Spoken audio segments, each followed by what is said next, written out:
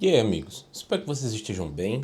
Bom, eu já moro aqui na Europa faz 2 anos, e se tem uma coisa que eu entendo, ou que pelo menos eu venho entendendo durante esse tempo, é sobre como é que funciona a vida fora do Brasil, o que é que a gente precisa fazer para poder se dar bem aqui, ou o que é que eu poderia ter feito diferente se eu quisesse ter tomado algumas decisões mais eficientes. E essa daqui é uma aula obrigatória para quem quer sair do Brasil ainda em 2025, ou quem está se planejando para vir em 2026.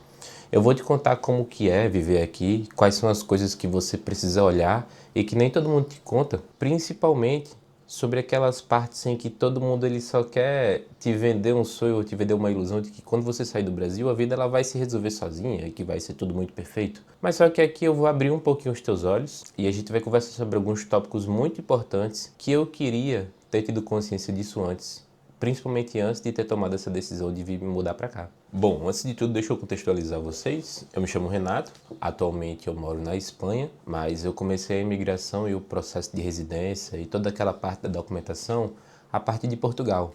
Então eu consegui uma proposta de emprego para vir aqui para a Espanha e aí enquanto isso tudo está rolando lá em Portugal, eu estou aqui trabalhando, vivendo, aprendendo um pouco da língua também a cada dia que passa. Mas no geral, existem alguns pontos que eu separei para a gente poder conversar. E o primeiro deles é o seguinte, é sobre expectativas e realidade. Olha só, antes de imigrar, eu pensava que a minha vida aqui na Europa ela ia ser de um jeito muito diferente do que ela é hoje, tá? Por quê? Porque quando a gente pensa em morar fora do país, a gente pensa em muitas coisas. Por exemplo, quando eu pensava que ia morar fora, eu pensava que todo final de semana, morando aqui na Europa, eu ia ter a possibilidade de conhecer um país diferente, de ir para restaurantes incríveis, de a cada mês que passa conseguir fazer uma compra muito legal de um item que eu queria, como por exemplo um iPhone, um MacBook, um iPad. Só que quando você vem para cá para a Europa, cara, os primeiros meses eles até são desse jeito que você almeja, inclusive se você não tiver controle financeiro. Mas a partir do momento em que o tempo vai passando, em que aquela euforia de que tudo é novo ela passa, você vai se dando conta de que existem escolhas que você precisa fazer, existem sacrifícios que você precisa fazer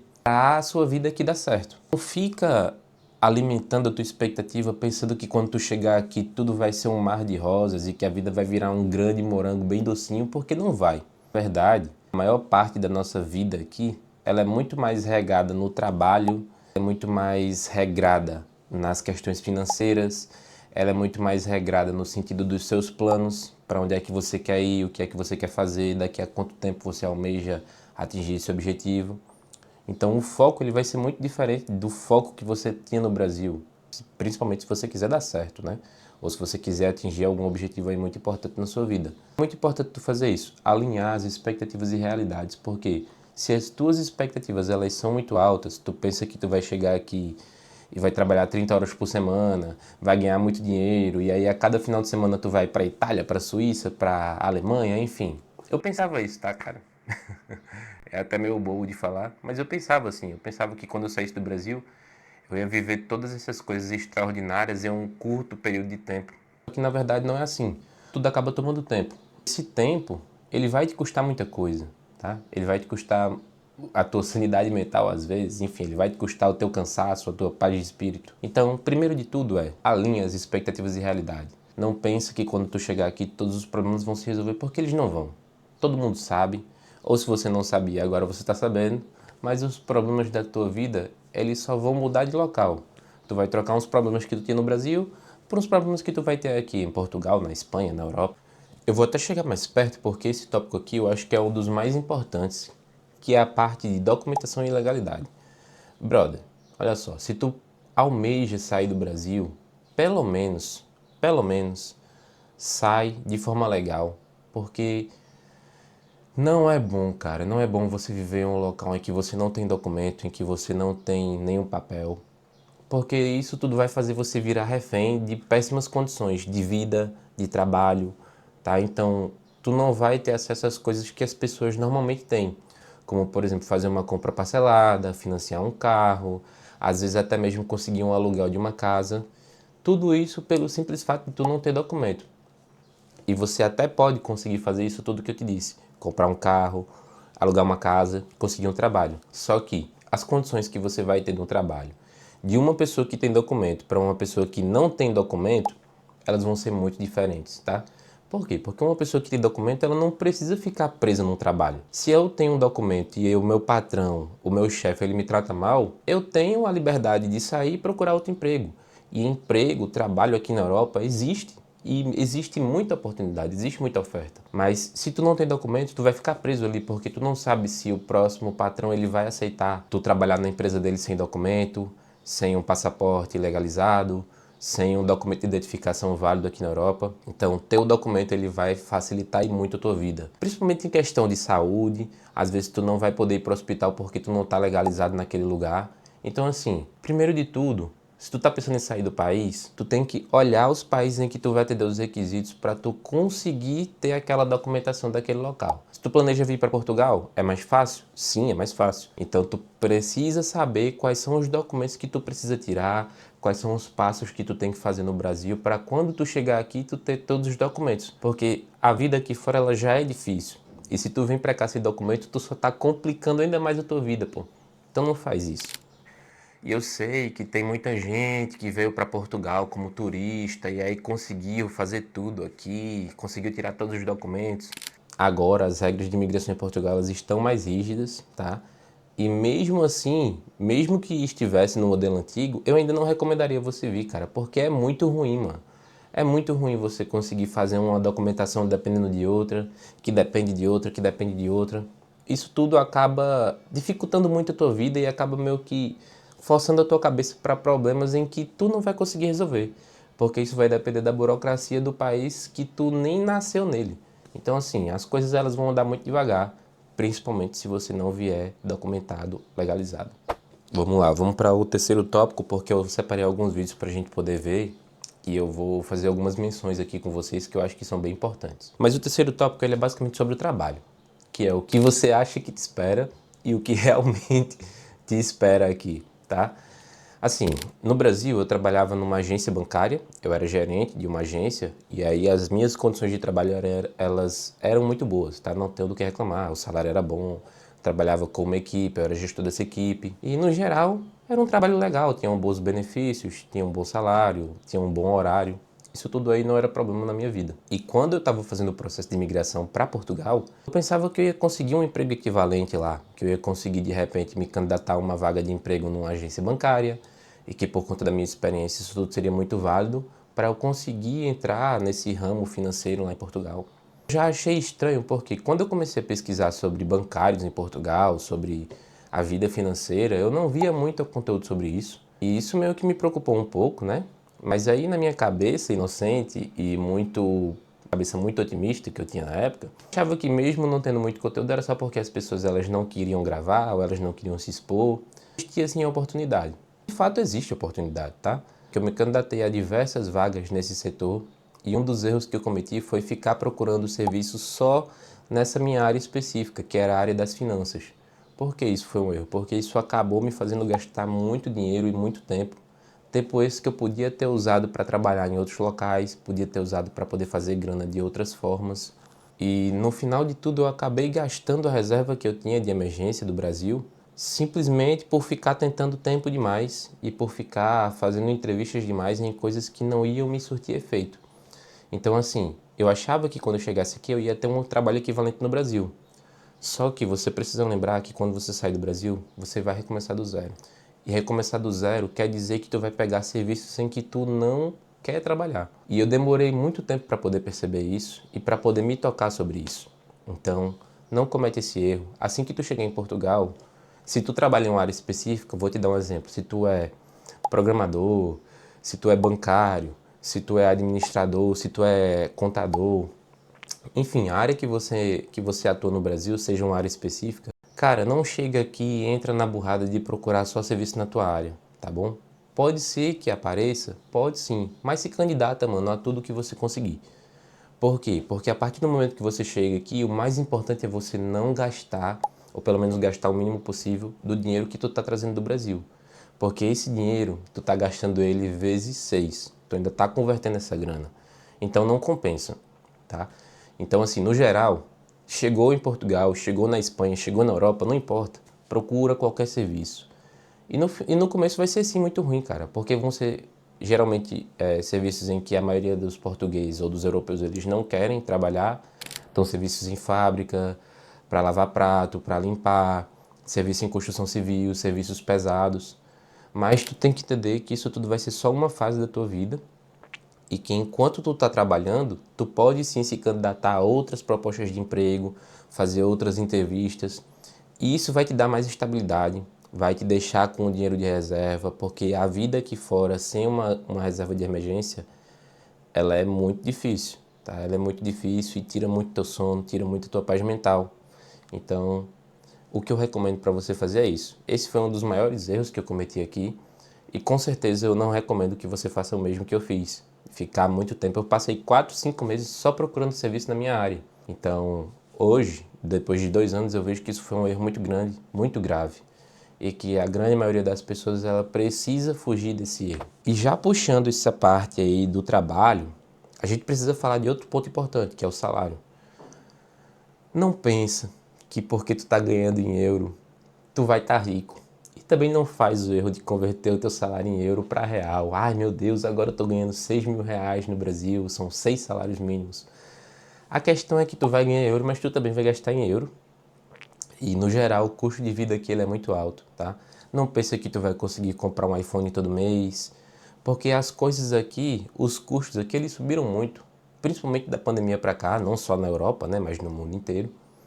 Então, assim, o custo de vida de arrendamento subiu, o custo de vida para comer subiu muito, o custo de vida de gasolina, que ainda é barato comparado ao Brasil, mas subiu muito também. Alinha, mais uma vez, as tuas expectativas. Não vem pensando que tu vai chegar aqui, tá ganhando dinheiro, vai conseguir juntar muita grana, porque se tu vem para Portugal, o salário aqui, ele geralmente é muito linear. Não existe uma diferença salarial muito grande entre quem é chefe e quem é peão do chão de fábrica. Os salários eles são muito equivalentes. Então, assim, as coisas em Portugal elas são baratas? São. Mas o custo que você vai ter para viver aqui ele vai ser muito alto. Eu digo de arrendamento, aluguel e transporte. Então, esses custos eles vão tirar aí boa parte do seu salário. Principalmente se tu mora sozinho e principalmente se tu ganha um salário mínimo.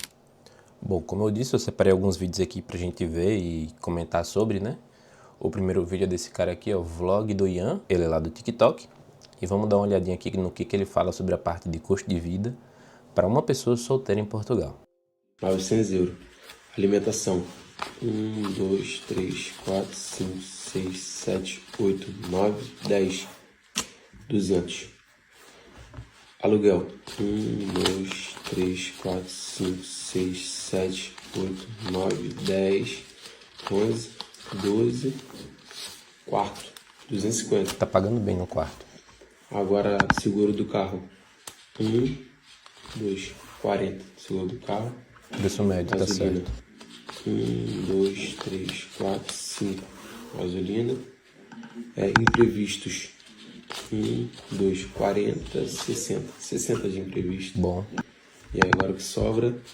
20, 40, 60, 70, 80, 90, 100, 110, 120, 130, 140, 150, 160, 180, 190, 200, 210. 210 na conversão atual. Calcula aí e comenta quanto que tá dando em real e tire suas próprias conclusões. bom, aqui ele não considera alguns gastos aí muito importantes, né? Como, por exemplo, barbeiro, a internet.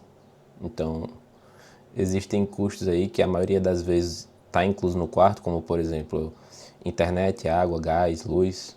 A maioria dos quartos eles já estão inclusos no próprio valor do arrendamento. Só parando para lembrar que esse valor de quarto que ele paga ele é muito barato, tá? Principalmente comparado a Portugal. Muito difícil você achar um quarto aí para alugar hoje na faixa dos 250 euros. A maioria vai ser entre 300 e 350 e dependendo da região pode ser até 400 euros de quarto que você vai pagar. No geral, esse foi o vídeo do Ian. Muito bom por sinal, obrigado Ian aí pela sua contribuição de forma involuntária, né? Porque eu escolhi. Agora vamos lá, vamos para outro aqui, que esse daqui geralmente é uma pegadinha que a galera faz. Não vou dizer assim pegadinha, né? Mas geralmente é o que a gente costuma se atentar muito quando a gente está pensando em migrar para outro país. É esse tipo de coisa, é esse tipo de conteúdo aqui, ó. Olha só.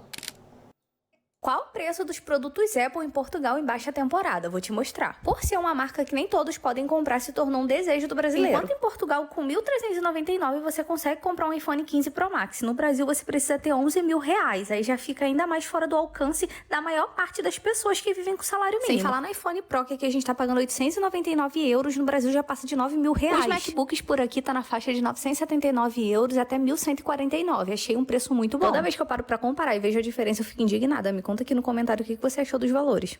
Pronto, esse daí é um tipo de vídeo que aparece muito, principalmente quando você está começando a pesquisar sobre imigrar, sobre sair do país, você costuma ver preços de carros, preços de eletrônicos, e essa é uma parte que é muito chamativa, né? Pra gente, principalmente que mora no Brasil, que está acostumado aí a ver o preço do iPhone, das coisas da Apple, de mais de 10 salários mínimos. Esse valor aqui de 1.400 euros, muitas das vezes vai ser um pouquinho difícil de você conseguir juntar, principalmente se você ganha um salário mínimo em Portugal, tá? E não são todos os locais em que vão aceitar para você poder fazer uma compra parcelada. Antigamente era muito mais fácil, só que agora você precisa ser cliente de uma operadora por determinado tempo para você conseguir fazer pelo menos a compra de um único aparelho. E geralmente essa compra ela é sem juros, tá? Isso é uma parte muito boa de Portugal, mas não é tão fácil quanto costumava ser. Isso é uma outra coisa também que você precisa alinhar dentro da sua expectativa e realidade. E um outro vídeo que eu vi esses dias no Instagram, que eu achei muito bom inclusive, foi o desse cara aqui que eu já sigo há um tempo. Portugal é um dos países mais bonitos da Europa, mas para quem nasce aqui